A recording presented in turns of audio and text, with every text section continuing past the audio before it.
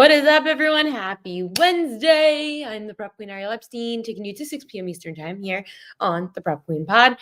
Sponsored by Pikkit Sports, by the way. And we've got a giveaway coming up tomorrow for Props.cash. So I'm really excited because tomorrow we are 1 week away from the NFL season. Oh, my goodness.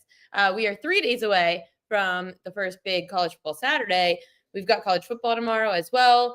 Really, I can't believe that college football, like Thursday, Friday, Saturday, it is here. We are about to embark on football season. I know we had week 0 last week, but we know that college football, it's huge this week. And of course, being a girl, I have a friend who's having a Saturday party for Labor Day. So I'm stuck at a pool party on Saturday, but I will somehow find a way to watch games on Saturday.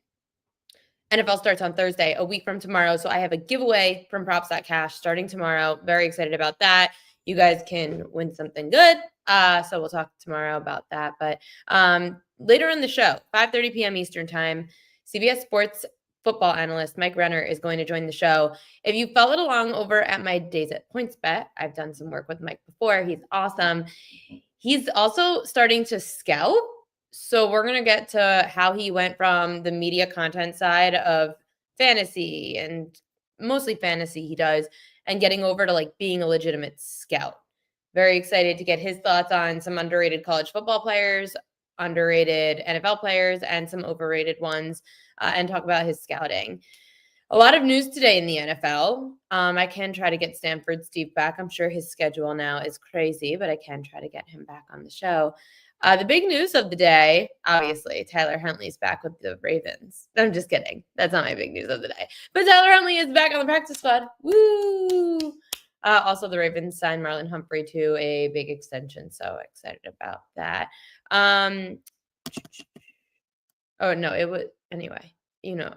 This is the big news of the day. Adam Thielen back with the Minnesota Vikings. It's crazy. I know that his head coach was talking about it. He was talking about it, last week on Up and Adams, and they kind of like inferred about Adam Thielen coming back. But sorry, Kyle Hamilton. Thanks, Sean. Kyle Hamilton. Thank you. My brain's crazy today. Kyle Hamilton re-signs his extension with the Ravens. But Minnesota Vikings bring back Adam Thielen, their wide receiver, who has been struggling a bit in Carolina. Kind of weird. Like, look at what's gone on. It's like a blast from the past. Amari Cooper is a Raider. Adam Thielen is a Viking. Keenan Allen is a Charger. And Brandon Cooks is the Saint. Like, how did we get here? We're literally in the past, except that Aaron Rodgers is with the Steelers. But aside from that, we've got an interesting wide receiver room now because obviously, like, we've been hearing rumblings of like a little bit of a hamstring injury over there for Justin Jefferson in Minnesota. I'm sure he'll be fine, but there were some problems over there in the room with Jordan Addison being suspended. There wasn't really much other depth besides Justin Jefferson in the receiving room. And then, of course, you've got Hawkinson at tight end. So now you get Adam Thielen, an aging wide receiver who has a lot of hamstring injuries. Great job, guys. I think on Props.cash, I'm going to go look at the NFL receiving yards. Let's see, Thielen. Yeah, it's not up yet. So we've got to wait on Adam Thielen. But I don't know how much of a decoy he really is with all those injuries. But we'll see how his receiving yards prop goes. And some other news today is Rashee Rice suspended for the first 6 weeks of the 2025 regular season, which we kind of saw coming. So that Kansas City, like, receiving core kind of getting a little shook up. You knew he was going to get suspended at some point, but Xavier Worthy, Hollywood Brown is dealing with injuries. Juju Smith-Schuster, Travis Kelce are your receivers / tight ends. Can Patrick Mahomes make anybody great? Sure. But do I trust any of those receivers? No, I don't.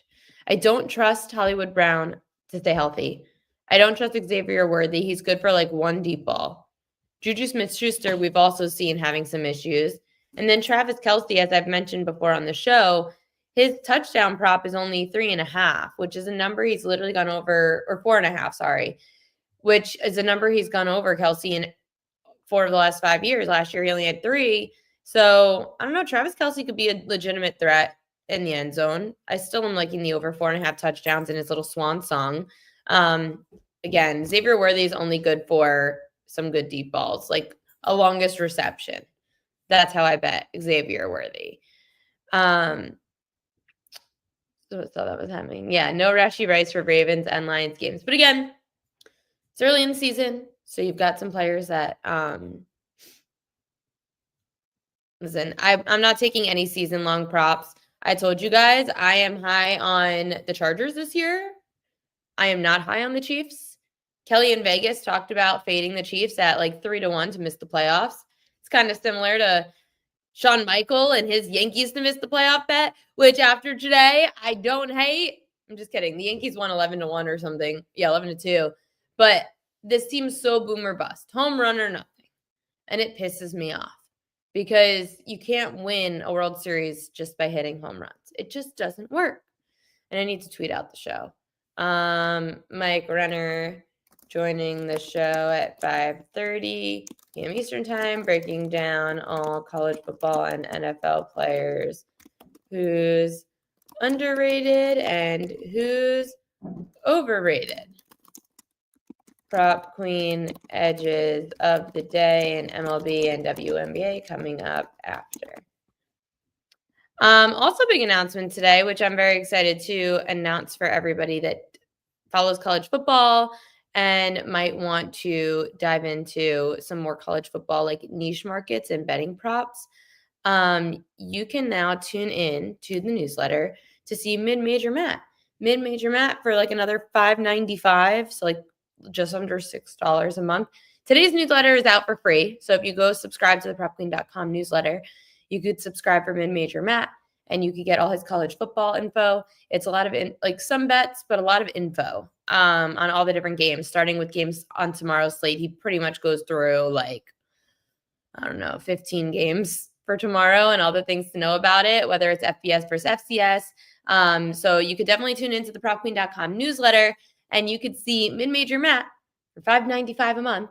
You could get all of his college sports betting info for college football coming up throughout the week. So he's going to do newsletters Wednesday, Thursday, and Friday leading into the next day. So his Wednesday newsletter is about Thursday games, Thursday about Friday games, and Friday about Saturday games. So definitely go and check out Mid-Major Matt on the PropQueen.com newsletter for just $5.95 a month.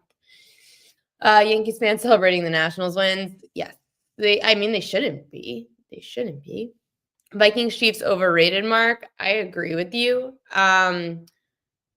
Vikings, I can't bet on a rookie quarterback. We don't know anything yet about JJ McCarthy. What we know could be, but we certainly don't know what he is at the NFL level. I don't bet on players I don't know about at the NFL level. And that's the problem, too, with Carolina. Look at Carolina's wide receiving core now that Adam Thielen goes over to Minnesota. I mean, it's a youth movement for sure. What do we know about any of these guys? Outside of Xavier Leggett last year, we don't know much about any of these wide receivers in the Panthers wide receiving room. The Panthers right now, what is Millie doing? So obviously it's just Leggett that we'd be looking at for any kind of season-long props or any kind of longest reception prop. Chuba Hubbard is the running back, obviously. Bryce Young, quarterback. Andy Dalton's the backup. Titaroa McMillan. We'll see. This team, man, gosh. I mean, let's see what their win total is currently sitting at. Carolina Panthers win total is on FanDuel at 6.5 wins. That seems pretty steep for that room. I know. Preseason. We don't care about the preseason, Sean. Don't care about the preseason. We've got people over on Twitch. Okay, that's not really great. Vikings overachieved last year. Of course they did. And now they have a quarterback that we'll see. Panthers under 6.5 wins. I don't mind that. It's like Allen Iverson talking about practice. Exactly. Pro days, preseason. Literally could care less. Could care less. Again, Xavier Leggett is the only one that I know at like some kind of NFL level. Let's see his receiving yards. 575.5 is his receiving yards prop. Last year. Okay. Like, I don't trust Bryce Young either, to be honest. So Xavier Leggett last year had 497, and now he's essentially wide receiver 1. Adam Thielen had 615 with, pretty sure he missed some games with injuries last year. Last season, Adam Thielen only played 10 games, and he had over 600 receiving yards. So if Bryce Young is used to Xavier Leggett, I mean, I don't mind that what did I say it was? 590. Oh, now we're back to passing yards. 575.5.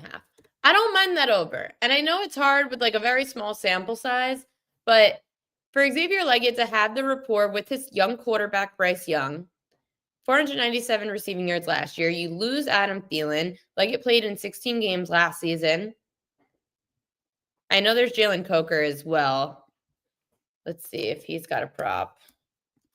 I don't know if Coker would have a prop. He seems like too little of a name. Receiving yards, Coker. I can't type today. Yeah, no receiving yard prop for him.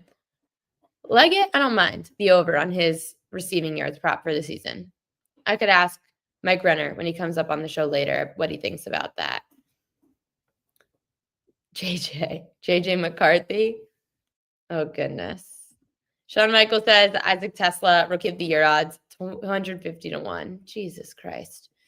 What about tonight? Well, let's talk about today first in Major League Baseball, because today in Major League Baseball, I did give out some props on the PropQueen.com newsletter, and you know that I am so bad, and I don't look at these things until after the fact. I do know that my Rasmussen prop hit, so that was good. Let's look over at the PropQueen.com newsletter from this afternoon and see what did and didn't hit from the afternoon props of the day. So we're going to do this live, and you get to see if I win or lose live from the newsletter. Cade Cavalli, I said over 4.5 hits allowed for the Nationals. He gave up 8 hits. So, wait, I don't know why I still have this posted. Let's share the screen. Share screen, Prop Queen newsletter. This is from this afternoon. Cade Cavalli over 4.5 hits. We end up cashing 8 hits for Cade Cavalli. Go Yankees, 11-2 victory in that day game. Also, Drew Rasmussen ends up going over 4.5 strikeouts today for the Tampa Bay Rays. He ends up in a 4-3 loss, by the way. Rasmussen ends up with 5 strikeouts. Another winner, 4.5. We hit the 5 with Drew Rasmussen losing to the Guardians today. And then Slade Ciccone, I said under his outs, he went 18. Okay, 2-1 in pitcher props. Not bad today for the newsletter. 2-1 in pitcher props for afternoon baseball. That was pretty good. So Slade Ciccone goes over by just the hook. He goes 6 innings. The Guardians end up winning. Fine, whatever. I also mentioned some hitter props today. Michael Harris for Atlanta to go over 1.5 hits, runs, and RBI. So Atlanta ends up beating the Miami Marlins 12-1. Harris goes way over his 1.5 hits, runs, and RBI. He had 5 at-bats. He had 2 hits with 1 run scored, 3 ribbies with a homer. Woo! We love you, Michael Harris, over 1.5 hits, runs, and RBI hits. Minus 145, Braves at Marlins, afternoon baseball. So that is a winner. And I also gave out today Fernando Tatis Jr. in the Padres game. The Padres are currently down 4-0 to the Mariners. That's not good. But he has a hit. He's 1 for 2, but he has not gone over yet. So we need 1 more. But that game is still live as the Padres and the Mariners are up in the 4th inning. It's bottom of the 4th. Mariners up 4-0. You Darvish, fade you. We fade you on the road. We do not back you Darvish on the road, people. We don't back you Darvish on the road. We don't back Charlie Morton on the road. I'm trying to think who else we don't back on the road. There's a few of them. Oh, Orioles. Nope, it was Charlie Morton. I feel like there was somebody else. But anyway, we don't back certain pitchers on the road. That is for damn sure. Yes, Fought last night. We end up cashing on Brandon Fought, the best bet of the day. So to all those people who come at me on social media, oh, show your ticket. Or is she going to give us a winner? I did. I know the best bets didn't do good on Monday, but they did well on Tuesday. Brandon Fought hits the outs prop. So that was really good. Yesterday, let's see, what else? Yesterday, let me go back to the newsletter from yesterday. That was early. Let's see what else. Yesterday, the Yankees have been on an absolute tear. I've been fading everyone who's pitching against the Yankees recently, but now they're going on the road.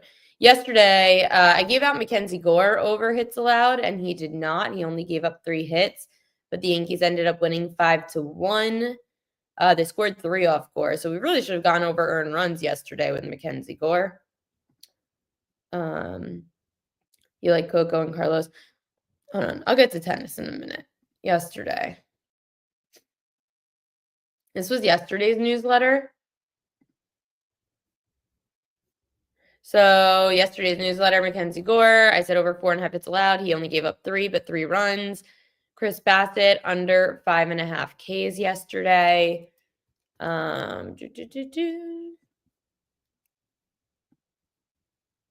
Bassett had 6, so we did not hit that under. That's not good.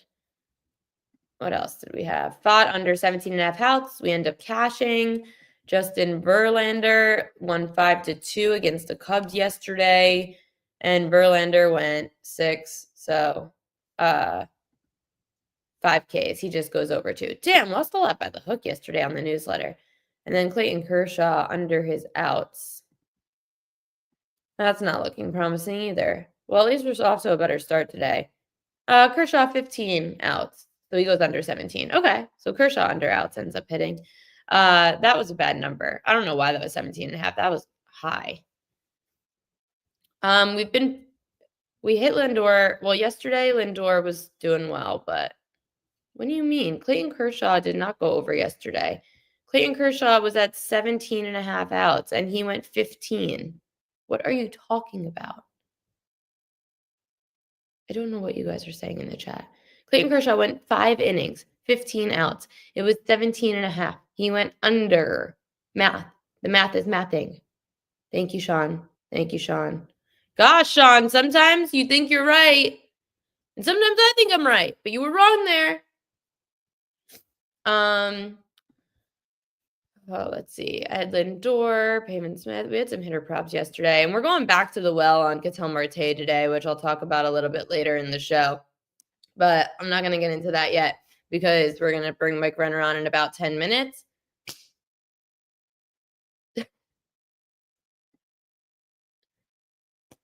Okay. We're going to save these 2 for Mike Renner because he could talk about some of these things. I do like Ladd McConkey. I actually like that Ladd McConkey. Hold on. I'm going to bring up props.cash. And we could talk about him a little bit. So the Adam Thielen decoy in Minnesota, I don't love because Justin Jefferson's still going to attract double coverage, even triple coverage. Because Adam Thielen's going to be hurt. He's old. He's slow. I still like Keenan Allen. So I think Ladd McConkey, it's actually going to help him a lot having Keenan Allen back because he's still super aggressive. And I would not want to leave Keenan Allen open in the end zone at all. And he could come up with really contested catches. So I like that duo with McConkey and Keenan Allen. And we know that Herbert knows that McConkey is a solid option for him. So I'm really high on McConkey this year. Let's take a look at props.cash. Something's going on. Props.cash is not working for me today. Receiving yards. Woo, that's a high number. Okay, I'm pulling it up. Obviously, we only have a 1-year sample size. But props.cash has the props all up, and then we could look at what happened last year. So obviously Ladd McConkey, he had 1,149, and his prop is 1050.5. What do we know about Justin Herbert? He loves to throw the football. He loves to throw the football. And the running back room, Amarion Hampton, we'll see what he's made of. Amarion Hampton coming out of North Carolina, first round pick this year. Obviously, you hope he's good for drafting a running back in the first round. Then Najee Harris. I like Ladd McConkey, but I don't know if I could back him going over this again, but like maybe we can. But I do like him for fantasy for sure. Big Ladd McConkey fan. You got to go with these quarterbacks that love to throw the football. Like, I'm not like, I know Lamar has great stats as like Lamar Jackson is a mobile quarterback, but like he could throw it to so many different options. It's not that many options in LA with the Chargers. And you got this young fast option. So Mark likes Kittle over TDs. Let's look at some Kittle props. I love that we're talking football right now. This is great. Props.cash. Kittle. Receptions. Okay.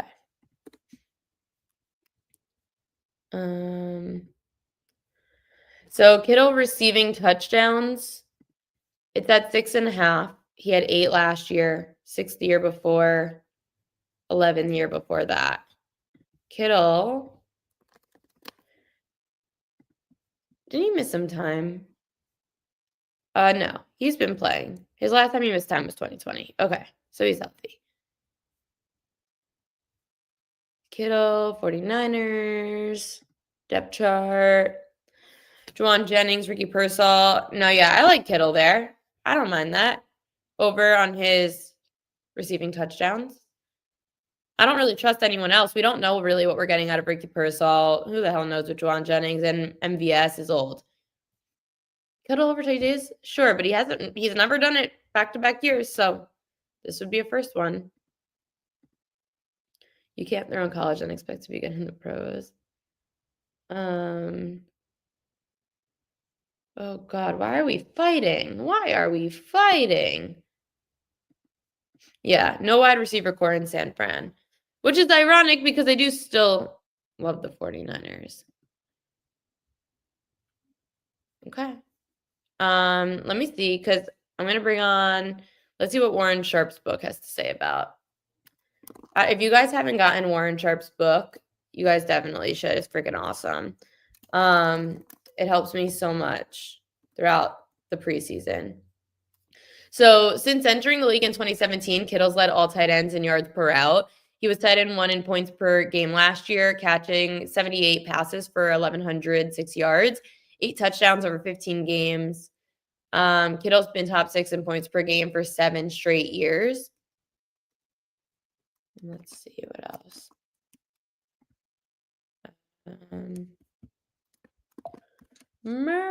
It's hard to find everything. 49ers.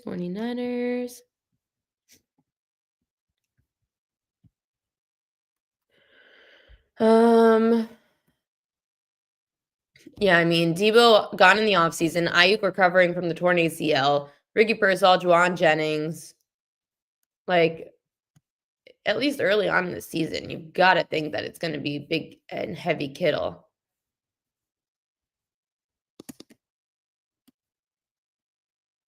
I don't know. You just got to be able to trust that Kittle could do it 2 years in a row and not get hurt. And he's been healthy, knock wood. But the 49ers ran a total of 57 plays last year with Purdy, McCaffrey, Ayuk, Samuel, and Kittle. That's so bad. The 49ers ranked 4th in expected touchdowns on offense, 12th in actual touchdowns. Yeah, Ayuk's out for a bit. But you could at least catch up on some of those Kittle TDs early in the season before you get Ayuk back in the game. So I don't mind the Kittle play. Kittle over TD, Diner. Yeah. Yeah, Juwan Jennings not seemingly happy. So I don't mind the Kittle play at all. So right now, we're very high on Kittle here. We're high on McConkey here. I'm kind of high on Travis Kelce. I know that that's really annoying. I don't want to be high on Travis Kelce, but I kind of am with Rashee Rice now out for 6 games. Maybe it is Kelce's swan song, and maybe he tries to, have a great last year because they're not making the Super Bowl. Oh, we just got a report on Juwan Jennings too. GM John Lynch provides 2 key wide receiver updates. Juwan Jennings, he said of his trade request, we're not doing that. And Russell Gage returns to the 53-man roster. I can't believe Russell Gage is still going. How the hell is Russell Gage still going? Like, I thought he was in the CFL already. This dude can't stay healthy. He had that horrible injury, played for Atlanta, and he was good for like 1 or 2 games a year. I don't know how this guy is still going. But, okay, George Kittle it is. Overs is Kelsey's video. He doesn't have to do anything. Kelsey doesn't have to do anything for that wedding. She's got it all. She's got a planner. She's the breadwinner. She's just doing it, and he's going to show up. And she's going to show up on our freaking TV every day. It's going to be a pain in my ass. But whatever. I wouldn't mind. Like, whatever. As long as the Chiefs don't make the Super Bowl. Honestly, the Chiefs, I would take the under on the divisional round on the Chiefs. If that was like a thing. The Chiefs to miss the playoffs. Jesus. Why did someone just whistle outside of my door? This is ridiculous. Marley, enough. Enough, Marley. We've got about 3 minutes. Mike Renner going to join the show, talk all things college football and NFL. Hopefully my dog stops barking. Marley! I am leaving here. We've got 2 shows left after this in this house. And then I'm back in the apartment on Tuesday with her in the crate. No more. No more. I do have some baseball to get to. Marley. Anyway, we did bring up in here the tennis chat. US Open yesterday. I did see Coco Gauff in action. Wasn't that impressed, but I know she switched coaches right before the US Open started. So I'll give her the benefit of the doubt. But like, you can't play. The thing that annoyed me, and I know we're going to talk 2 minutes of tennis and that's it. But the thing that annoyed me is that they played from the baseline the entire time. Like, do we not volley? Like, do we not have more to our game than just staying on the baseline the entire freaking time and just hitting the ball back and forth? And don't get me wrong, there were great rallies. Like, it was a great match when you look at Marley. It was a great match when you look at it from that kind of like, entertainment perspective. There was a tie break, went to 3 sets. But I wasn't impressed with Coco. And then today, Djokovic playing around with some 22-year-old who lets him win the first set 7-6. And then, Djokovic comes back and sweeps him. Because obviously, like, he goes and he watches these guys like, 22-year-old, let's see what you got. Let me get you tired early on. And then the first set, he just wipes it. Like, okay. We know Alcaraz, center, is going to be it. Because Djokovic was, like, holding his chest or something in his last match, not today. U.S. Open was packed yesterday. Packed. On a Tuesday, right, Marley? She wasn't there. I got a honey juice. The line for a honey juice, insane. You guys should guess though. Guess how much money they made on honey juice last year? $12.8 million. $12.8 million last year in just one freaking drink from Grey Goose. A honey juice. $12.8 million. Insanity. They sold $550,000 of that drink. Let's bring on Mike Renner. I don't know if he's ever been to the U.S. Open before, and he does football, obviously. But have you ever had a honeydew? I have not. I've been to one tennis tournament. I went to the Western Southern, live in Cincinnati, so it's here in Cincinnati. This is the only time I've ever been, but that was like maybe 6 years ago. It's been a while. You have to go to I'm at my parents' house, and the dogs are insane. But anyway, we're going to not talk tennis with Mike Renner because he's joining us from CBS Sports. He breaks down everything NFL. I'm going to. This always happens when I get a guest on this week. Like, they're always good, and then the guest comes on, and it is so unprofessional. I am so sorry. Okay, anyway, I'm going to mute myself after I ask you this question. So you posted the other day that you're going from college football, being an analyst, to now like actually scouting. How the hell did that happen? Well, I've been very close with Eric Galco, who's the Shrine Bowl director, for a few years now. Just been good friends ever since he was he kind of got into the world the exact same way. He was just a guy scouting on his own. Came up with his own grading scale, database of players, got a job with the XFL, and then got a job with the Shrine Bowl. And he's been talking to me for a few years. He's like, hey, if you're ever interested in getting into scouting, I know you do media. It's like your, what you've come up in, what you like doing. But if you're ever interested, we'd love to have you on just to get your input. And this year I was like, I missed that. Like, I feel like in the media space, I don't want to say it's meaningless. It's entertainment though. Like it's first and foremost, it is to have fun. Whereas that, as soon as you're actually scouting and there's real people's lives on the line, when it's like deciding who's going to be at a Shrine Bowl, it's obviously lower stakes than who you're going to draft for an NFL team. But you just like it makes it a little bit more exciting. When I'm watching film for like the Shrine Bowl guys, I get a little bit more excited about it because I'm like, hey, this is actually going to have impact, and it makes you want to get it right. It gives you that much more drive to go about things the right way and get it right in the end. It's funny because the one thing they don't tell you in college is that you're going to have to pivot a lot in life. And I feel like I remember you coming into the PointsBet studios, you saying, okay, I'm trying to figure out what my next move is. And now 3 years later, you're scouting, which is really awesome. And that's why we bring you on, because we need scouts. We need someone to help us with our drafts that are all coming up. I know I have a guillotine draft tonight.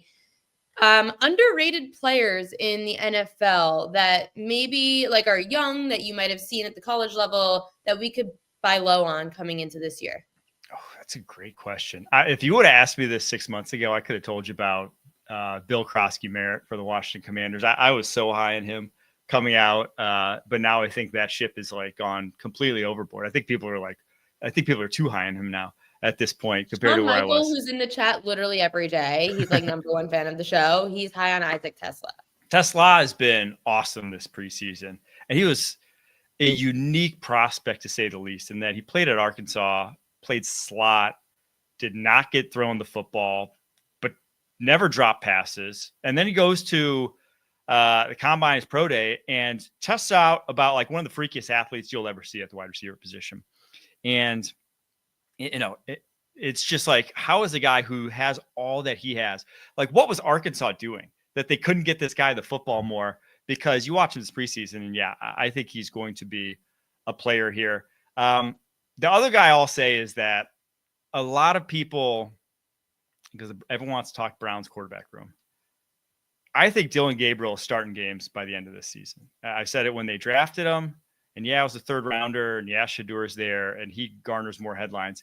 I think he's ready to play. And once they're kind of out of it, which could be very early on for the Cleveland Browns, you got to see what you got in the young guys. You know what you got in Joe Flacco, and it's a guy who's, ready to hang him up probably after this season. It's not your long-term option. Flacco's good for 4 games. Yes.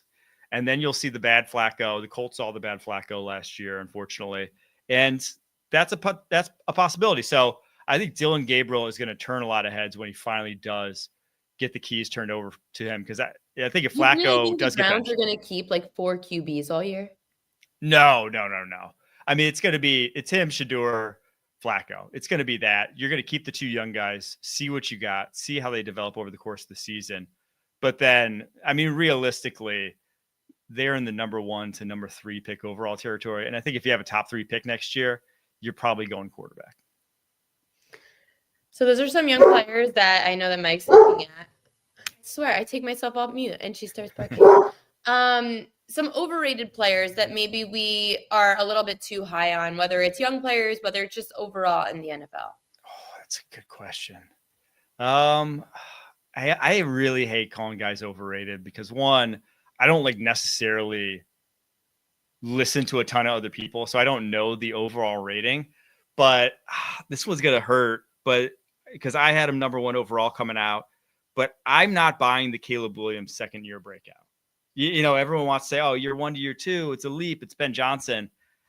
I think he's more, not to say he's never going to get there. I think he's not one off season away from getting there. I think you'll still see big time inconsistency. I think you'll still see issues with him holding onto the football, taking bad sacks in a way that, you'll have much better continuity. They're a much better coach team this year. They're a much more talented team this year. So it will be better. But I think people are just like, oh, it's Ben Johnson, it'll work. It's like, I think there's still going to be some growing pains that maybe, we're going to take year 3, year 4 until we really see Caleb Williams flourish at the NFL level. Yeah, maybe he has to pick a better color nail polish, and maybe it'll help him out a little bit. We've also got some question marks surrounding JJ McCarthy, because people are high on the Vikings after what we saw last year, making Sam Darnold look like this Hall of Fame quarterback. How legit is JJ McCarthy for a year 1 quarterback at the NFL level? I go back and forth on it because I think he has great leadership qualities for the position. I think if there's anyone who's going to outplay what they did in college, I'd bet on a guy like JJ McCarthy. But I just didn't love his college tape, quite frankly. I just didn't think he was a first round top 10 pick sort of quarterback. I think he's, a good physical talent. I don't think he's a great physical talent. I think he's a little on the shorter side. He doesn't have a cannon for an arm. He's not particularly big framed that he's going to be evasive, elusive to guys in the pocket.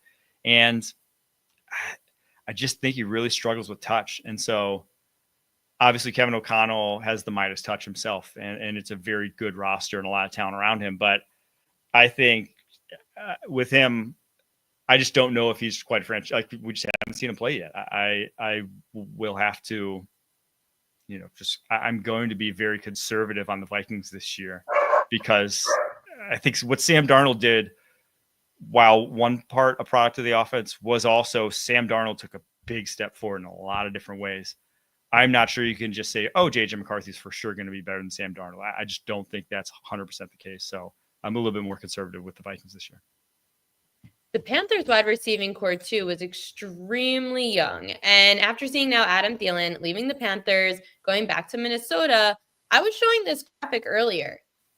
I know that Cedar McMillan has a lot of hype coming into the year. Xavier Leggett is really wide receiver 1. Jalen Coker was right behind him when it came to receiving yards last season, with Bryce Young at quarterback. How can we break down this wide receiver room, and how bad or good can the Panthers really be? Yeah, I think they're going to have growing pains. Like this reminds me. So I'll say I'm a Packers fan. This is what the Packers just did. What was it, 2 years ago? Like right when they turned it over to Jordan Love, they said, hey, we're going young quarterback gets young wide receivers, and they're going to grow together over the course of their rookie contracts and, see what we got. And with the Packers, you saw some, highs and lows. And I think that's what you're going to see, unfortunately, with this Panthers offense, is that T-Mac, I think, is going to be unquestioned number 1. I don't have questions about him. But I think with the rest of them, it's just difficult when there's no guys in that room, when you don't have a Thielen, when you don't have like the coach on the field, when you don't have guys who know the offenses and know how the NFL works down pat that you can trust when things are going south, when it's every guy out there. And the starting 3 are those top 3 guys, McMillan, Leggett, Coker. They're all their first or second years in the NFL. That is going to be difficult. When adversity hits, who are you looking to? Who are you pointing at when it's rookie, third-year quarterback, first and second-year wide receivers? I just know from the Packers, you're probably going to be a little bit inconsistent. You're probably going to be up and down as a unit when that's the case.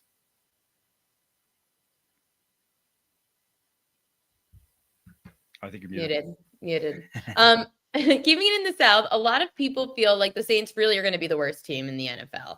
They don't have any faith in Spencer Rattler at quarterback, who was named their starting quarterback this week. Are they really that bad?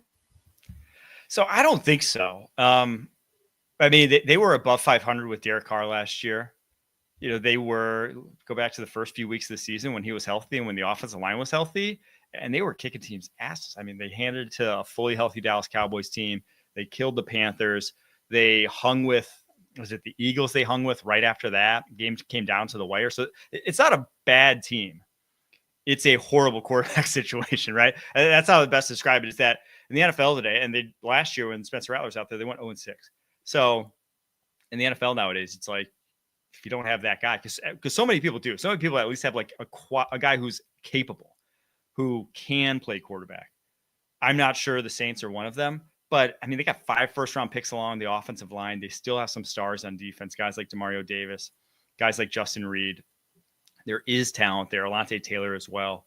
And they do draft well, but it really comes back down to Spencer Rattler being And then I don't think I don't think Kellen Moore is such that he's really going to elevate. I don't think he's the schematic genius. I mean, you saw Eagles offense kind of had struggles last year, and they were the most loaded offense in the NFL at times. So I don't think he's the schematic genius that's going to get Spencer Rattler to play like a franchise quarterback. Now that you exposed yourself as a Packers fan, Shawn Michael is going to expose that, and he's going to ask you, like, what are your thoughts on Green Bay with no Jaden Reed and Watson? Honestly, as bad as this sounds, I don't think not having Christian Watson is the worst thing. I go back to the end of 2023 when they kind of went on that run. I don't think it was a coincidence that it was when Watson was injured. He's not your reliable. So the way that offense is set up, it's like you got to be able to run the full route tree at receiver. They like having 3 options on every single play at wide receiver. Every guy's part of the progression. And with Watson, there are routes that he just can't run well. He is not a full route tree runner. He is a downfield, deep speed, vertical threat. That's fine. That's great. That can play on certain concepts. That's not a guy who can just be part of your 1, 2, 3 every single play. And like I said, run every single route. Whereas Matthew Golden 100% can. That's why they drafted him. Obviously, Reed is a big factor in that. Not having him is going to be huge. But Romeo Doubs can run most routes. And so can Dontavian Wicks. So I think they'll be fine. It really just has to come with Matthew Golden has to be a dude. Matthew Golden has to be reliable because the hands issues from guys like Dontavian Wicks, guys like Romeo Doubs, dropping too many passes, that's what has to change this year. I always also hate having to choose between Packers receivers because that's why. Because what I'm describing. Right. You just could choose the wrong guy every week and someone's going off, but it's going to be one of those guys and you're always going to be wrong. You're always going to make the wrong choice like I do. It's very frustrating. So I try really hard to stay away from them. Week 1, I know like we do a lot of props here, but week 1 of the NFL season, I know there's probably going to be some players that people may not have heard of yet, or maybe just like, these players that aren't spotlight wide receiver ones, RB ones. Who are you going to be looking at matchup wise week 1 that stands out? Trying to so like down the roster sort of players is what you're saying, who could like someone that maybe even if they have a late fantasy pick, someone in DFS. Okay, so you could say, I guess one of the teams we just talked about. I think Kendre Miller is a very interesting guy this year because, as I mentioned, so he's the backup running back for the Saints, and Alvin Kamara's 30, and injuries is the potential there, but also like in a season that everyone projects is going to be somewhat of a lost season, why would you give Alvin Kamara 300 carries? Why would you give him this monster workload? And then when maybe you're ready to compete next year, you kind of just turned him into dust and he won't be, capable anymore. I think you kind of give him a really light workload this year, knowing that next year is kind of his final year, his last hurrah sort of thing. And you might actually have a chance of competing next year.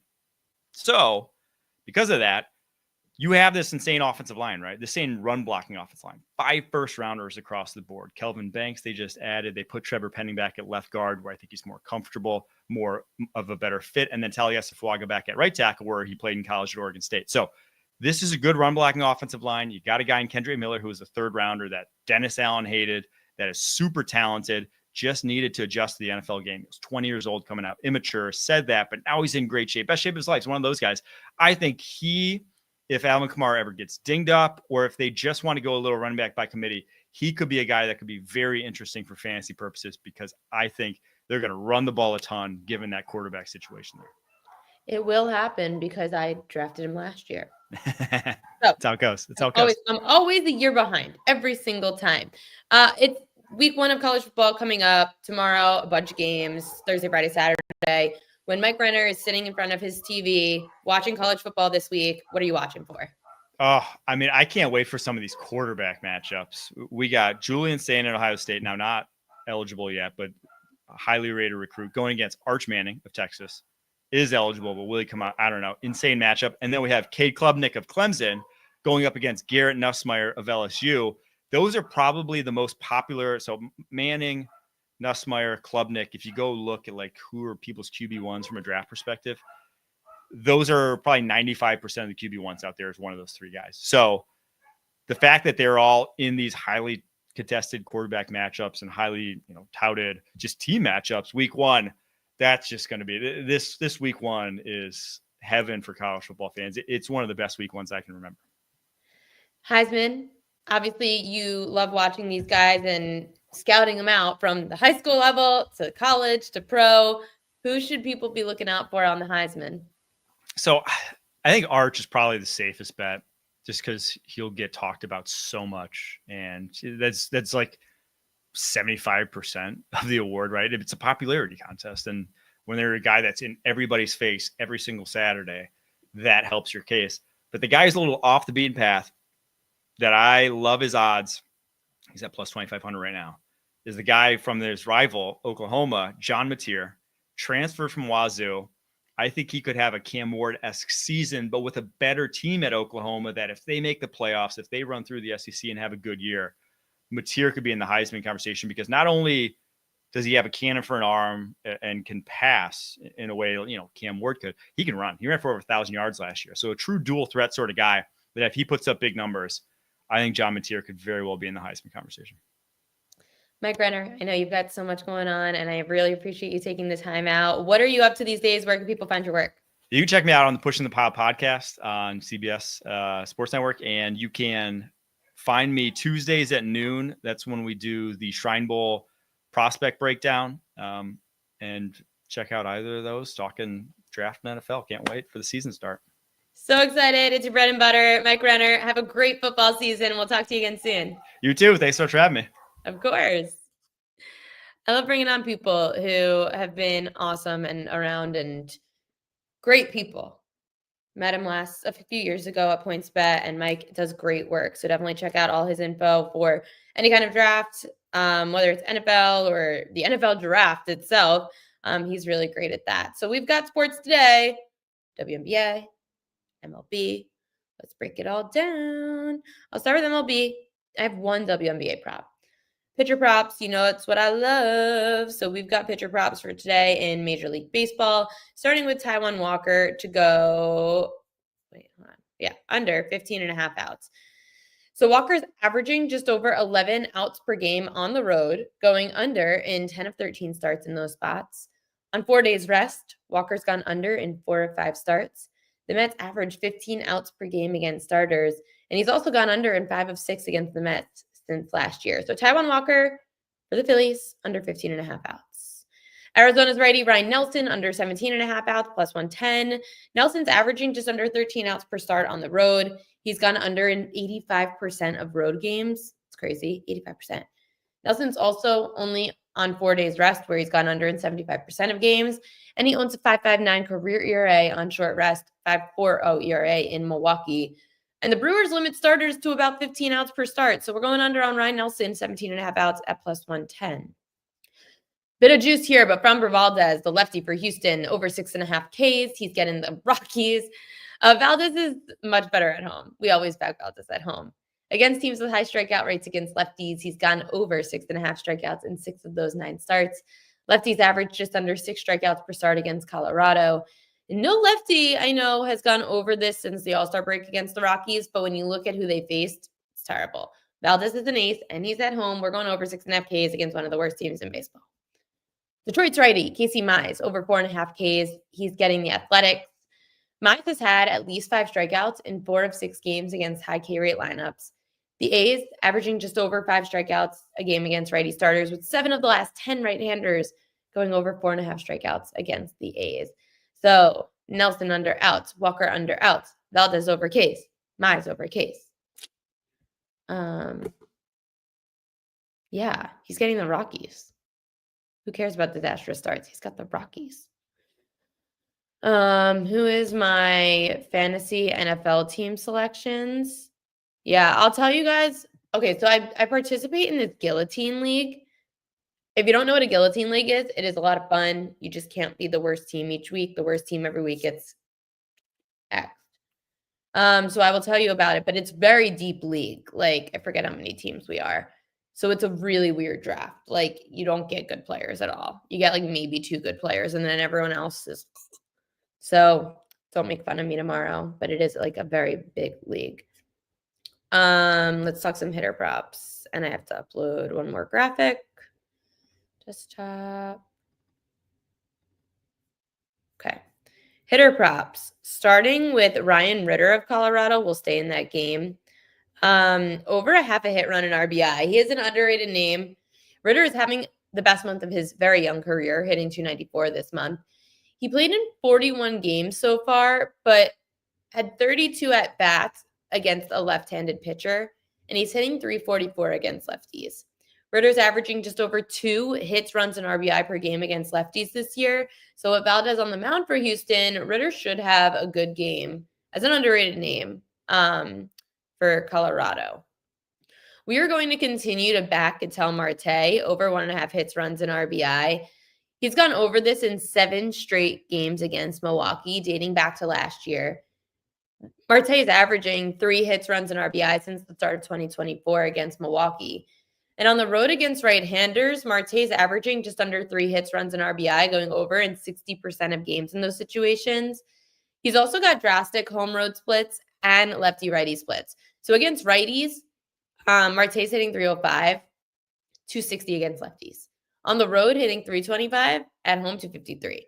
So now that he's on the road, Marte, against the righty, we're going over on Ketel Marte hits, runs, and RBI. And Gunnar Henderson, he's another player today with a good matchup over his hits, runs, and RBI. They get the Red Sox, the Orioles.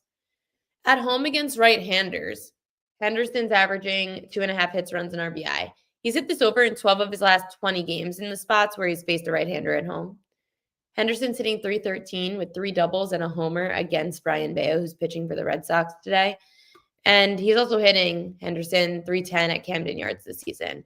So Gunna over his hits, runs, and RBI. In the W, we've got Aja Wilson, under 38.5 points, rebounds, and assists. We're going under. I know she's looked good recently. The Dreams defense has been amazing. They are top 3 in points, rebounds, and assists allowed to their opponent in their last 20 games. Only 29% of centers went over their points, rebounds, and assists prop when facing the Dream. The last time out, Wilson had a great game against the Dream with 48 PRA. So we know I don't like to bet the same result twice. And with the way the Atlanta D is playing, she shouldn't be able to do this again. Plus, on the road, Wilson's averaging 34.5 PRA. This number is very, very high at 38.5. So we are taking the under here on Wilson, who will not have the same game twice. I'm going to have to ask Coach if he wants to come on this week. I didn't ask him, so I'm going to text him, and I'll see if he wants to come on tomorrow or Friday. He's got his shot. Tomorrow, we're going to have Mark Zinno on the show. I don't think I have propaganda. I don't think they emailed me. Propaganda. No, I don't have it. And I don't have fishy lines today either. So, best bets. Let's get to Royal Locks. Royal Lock of the day. We are going Ryan Nelson under 17.5 outs and Framber Valdez over 6.5 Ks. I'm debating on adding one more to that list. I actually like a lot of my pitcher props today. So Ryan Nelson under 17.5 outs. Nelson's averaging just under 13 outs per start on the road. He's gone under in 85% of road games. Nelson's only on 4 days rest, and 75% of those games on 4 days rest he went under. He also owns a 5.59 career ERA on short rest and 5.40 ERA in Milwaukee. Framber Valdez over 6.5 Ks. I love him at home. He's getting a bad Rockies team. He's gone over 6.5 strikeouts in 6 of 9 starts against high K rate teams against lefties. Valdez getting Rockies to average 5.6 strikeouts a game against lefty starters. So I like Valdez over 6.5 Ks. And I do like the Casey Mize plays too, over 4.5 Ks. I just don't like he's on the road in Sacramento. But he's had at least 5 Ks in 4 of 6 games against high K rate lineups. And the Athletics are averaging 5 strikeouts a game against righty starters. So anyway, real locks are like all my pitcher props. I like my pitcher props today. Brewer starting pitcher is out. Okay. What do you think about the A's? The price still the same from 4:30 a.m. on DK. That scares me a bit. Let me see what the public is on in that game. It's probably kind of split tickets. Let's see. I do kind of like Casey Mize. Ooh, I didn't mean to click that. I clicked the wrong thing. My bad. Let's see what the public's on. I don't know if they're backing Casey Mize as much as they normally would for Tigers. So the DK bet slips say, oh no, wow. Tigers, 71% of bets, 83% of money. I mean, I do like Casey Mize tonight. Oakland bullpen game. It's not Oakland, Sean. It's not Oakland. It's Sacramento. Yeah, Luis Morales tonight. What's the number at 131? That seems like a very, I'm looking at FanDuel right now. Minus 132 just seems very low. That is a little fishy, but that's not what I deem a fishy line. I didn't do fishy lines today. I apologize. I was at the US Open yesterday and I forgot to look at the lines last night, so I'm not exactly sure how much the lines moved since last night. I could probably look on Pikkit, but that would take a very long time. Kelly and I are doing another Beat the Streak again. We are going to do the touchdowns for the NFL. I have to make that video. Thanks for the reminder. We are making a video in the process of releasing it. But for the first week of the NFL, we will have an anytime touchdown contest. So hopefully it's the same thing where you just pay $15 and you could get like $15,000 for being the survivor. So you just have to pick the first day of the NFL season. I think you pick 2 anytime touchdown people, but you need to just hit 1. And then you just have to keep picking every week, anytime touchdown score. So it's going to be a lot of fun. It's on Splash Sports. I think it's live. Splashsports.com/Kelly in Vegas. I think it's live. So go check it out on our Splash Sports pages. But we are going to be promoting it all week long. Definitely take a look. And it's NFL, it's NFL, not college football. NFL. College football would be hard. NFL, definitely. So go sign up. And also, if anyone does want college football info, Mid-Major Matt is on the PropQueen.com newsletter now. So you could go subscribe for $5.95 a month. Today's newsletter is out and free. So if you want to check out all the info that he gives out, you can see it for free. Mid-Major Matt is going to be doing this Wednesday, Thursdays, and Fridays, giving you all the info you need going into Thursday, Friday, and Saturday of college football season. He's giving you all the info, all the analysis for sports betting, and he tackles a lot of those niche markets that you could take advantage of without having to worry about like totals and sides. Like he does all that, but he does it for not only like team totals and props that you could look at, but he does it for mid-majors, hence the name Mid-Major Matt. So definitely check that out. Tune in tomorrow. I've got a giveaway, so you guys can definitely win something tomorrow. I will announce it on the show, and I'm going to make a video. Also have to go make that video with Kelly so that we could get our contest launched. Good luck to your bets today, everybody. I will see you tomorrow at 5 p.m. Eastern time here on the Prop Queen Pod.